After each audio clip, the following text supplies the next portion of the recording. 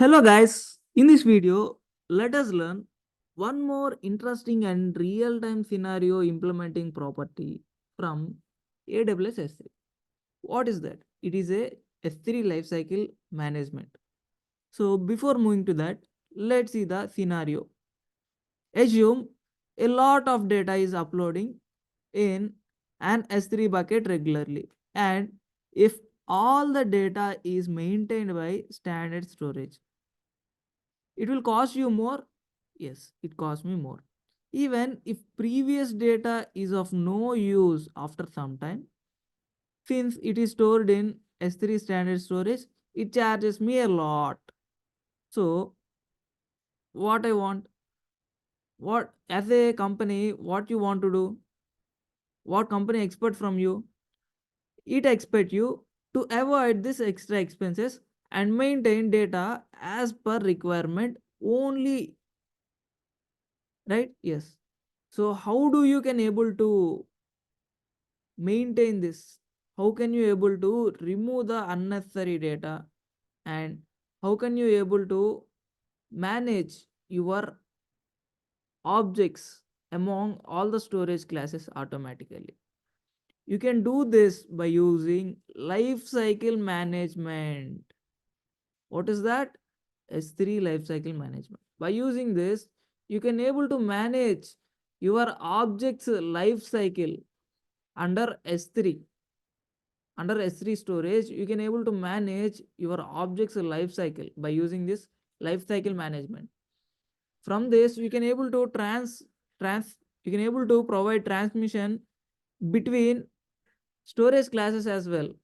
Even if you don't want that object to save for longer duration of time, if you want to delete after this much amount of time, then you can also even do this automatically by using a life cycle management policies. By defining rules, you can able to do that. So when it is applicable, when do I use this life cycle management? The bucket and the bucket, you can apply this for whole bucket, not for object or full storage of your whole account. You only apply this for a single bucket only. You apply this for only single bucket only. So it is not applicable for specific object or all the buckets which are at a time creating all the buckets like that. It is not possible. You can only apply this for single bucket at a time. You can only do this by using a single bucket. Okay. So here there are two actions that we perform. What are those? Transaction action and expiration action. So what is this transaction action? This in this transaction action, we will move our objects from one storage class to another storage class.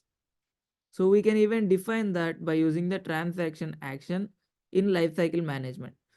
To manage our data, we need to move from one storage class to another storage class, right? Our data, yes. So we can do that by using transaction action.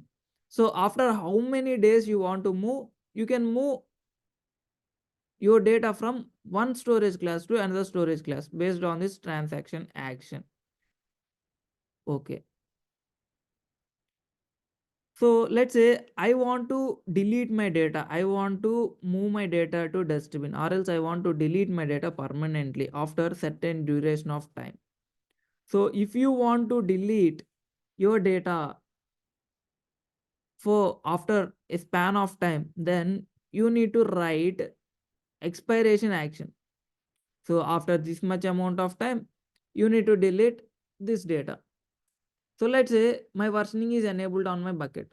So can I able to delete all my previous versions? Yes, of course.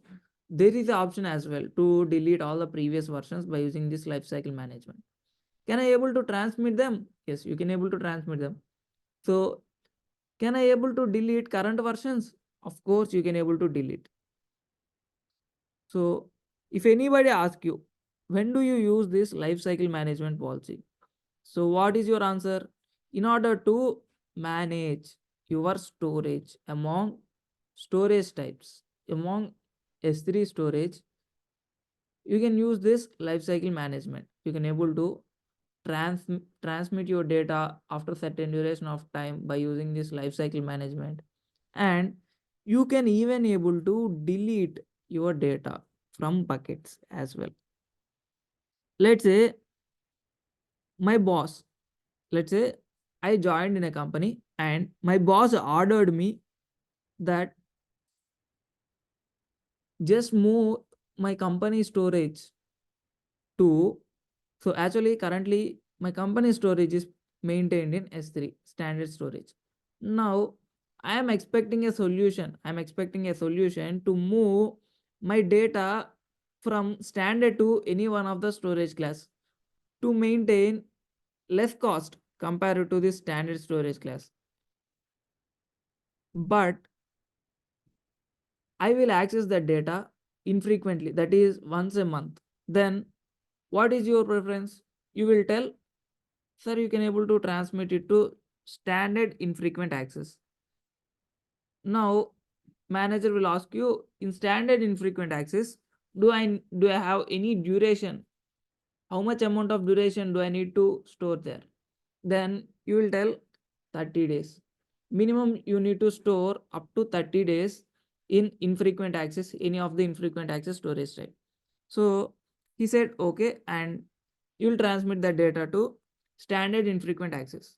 Now again, after 30 days, he came to you. Now, after 70 days, he came to you and he told us that, dear, I don't want to spend this much amount of money, and I even don't need to manage my storage. That is, there is no need to maintain the storage availability. You can just store in one place, don't store in three places to reduce the cost. Then we know the solution for this, that is one zone infrequent access. You can even do this after your manager told you, just moved your data from standard infrequent access to one zone IA. So now after 365 days, your manager also told you to delete your previous versions. Now, in order to do that, you manually go to your console and delete it every time. So now again your manager came. So delete this every time. Delete this. Repeat the same thing. That is, move your data after 30 days to standard infrequent access, and after 70 days, you again move your data to one zone infrequent access, and after 365 days, you need to delete previous versions and previous previous versions of objects. He told like that, and permanently delete those previous versions. Now, in order to do this, every time doing manually will even a burden to architect, right? Yes. So in order to manage this automatically, we have life cycle management policy. So he found this property under AWS bucket. So let's see how I rectified this solution, how I find this solution. So let's see how I create this lifecycle policy to manage my manager's need. I followed these steps to implement my lifecycle management policy. I go to my bucket, S3 bucket. Whatever the bucket I want to apply my lifecycle management policy, I just go to there, and just you can see like this. I have options. I just clicked on management. There I can see like this. There I got like this type of dashboard. Now here you can see an option, that is what, get started. I just clicked on this get started option. Now I immediately redirected to here. Here we can see enter a rule name. Here you can enter any name. It is no need to be unique. You can enter whatever the name you want, and you can update your settings. Like choose the rule scope. You can apply this rule to only specific objects, or you can able to apply to all objects. If you want to apply to all objects, then select here. If you want to apply to specific objects based on prefix, then you click here. Then you have an option called write your prefix. So after you writing your prefix, whatever the objects starts with that prefix only be applied this life cycle rule. So only for those prefix objects only that life cycle rule will be applied. Now I want to apply for all objects, so I clicked on all objects, apply to all objects in a bucket. Then I clicked on next. So here you can see we finished the name and scope, and we have transaction. What is that? Here we need to tell what are the transactions that we need to provide. For current versions, I want to transfer. For current versions and previous versions, if you want, then you need to click on both. And for current versions of object, I want to transfer to infrequent, standard infrequent access. After how many days? After 30 days of storage in my standard storage, S3 standard storage, I want to move my all the objects to where standard infrequent access. I just provided that.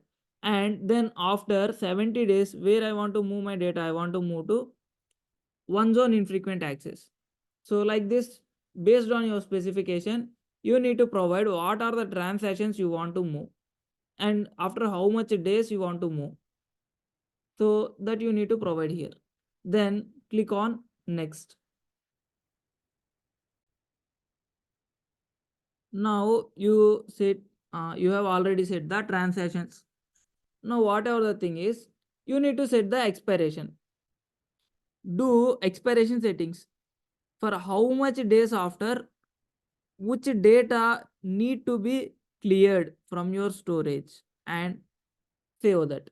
So here you can see I want to remove all my previous versions. I don't want to remove current versions. So I just selected this and I want to delete all permanently. So I just clicked on select, and after how many days that you need to provide here. And after deleting, is there any deletion markers? Those also I want to delete. So you can click here. So by this lifecycle management policy, you can even able to clean up all the delete markers which are present. You just click here so that after setting this rule, those will be also deleted. So I want to also clean up what are the multi-part uploads which are incompletely uploaded. Sometimes whenever you are uploading multi-part uploads, then it even leads to sometimes interruption, and that multi-part uploads will be incompletely stopped. So those type of multi-part upload, for those type of multi-part uploads also, you need to pay for storage, right? Since you have stored, yes, of course. So in order to avoid that, just click on here so that your multi-part uploads also, incomplete multi-part uploads also deleted. After how many days from upload, you need to select here.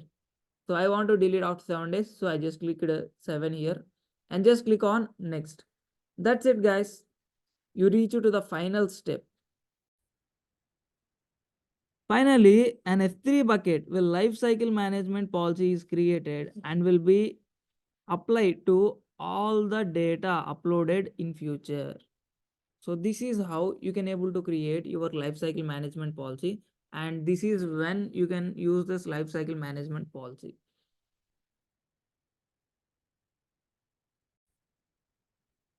While configuring your lifecycle management, you also need to remember this point. Your lifecycle management will follow rainfall model. So what is this rainfall model, sir? So whenever your rain falls from sky, does it goes back to up? No, not possible, right? So like this only, whenever you move from top storage class to down storage class, it won't be moved back to top storage class. You can only transmit your data. You can only apply transaction actions from top storage class to bottom storage class only. So this life cycle management will follow rainfall model. Whenever if you put an object in top class, then you can able to move it to any one of the down class at a time. You can move from standard to directly intelligent, or you can move from standard to Glacier Deep Archive at a time. But the only thing is, you cannot move your data from bottom storage class to top storage class. That is, from S3 Glacier Deep Archive to any top storage class, you don't able to move. You are not able to move by using this lifecycle management policy. So since the storage class, this is one important point. Since the storage classes cost you less when moving from top storage class to down storage class. When moving from top storage class to down storage class, your storage will cost you less. So AWS will charge you for transaction. So if you are moving your data from standard storage class to deep Glacier Deep Archive storage, then it costs you more compared to the charge which happened when transaction happened in between standard storage class to standard infrequent access storage class. So this is how they designed this model.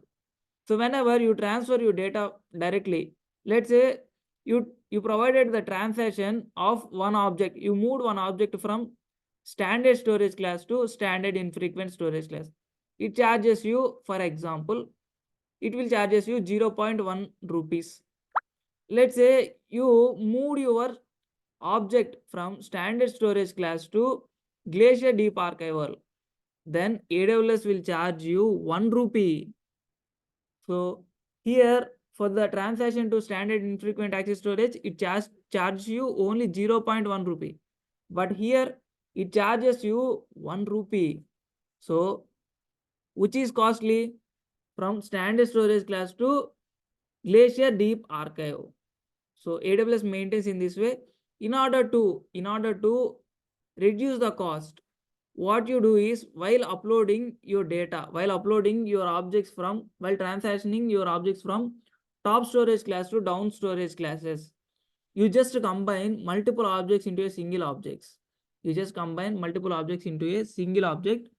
After that only you can provide this transaction so that it will cost you less. This is one of the best practice to reduce your cost while transactioning your data.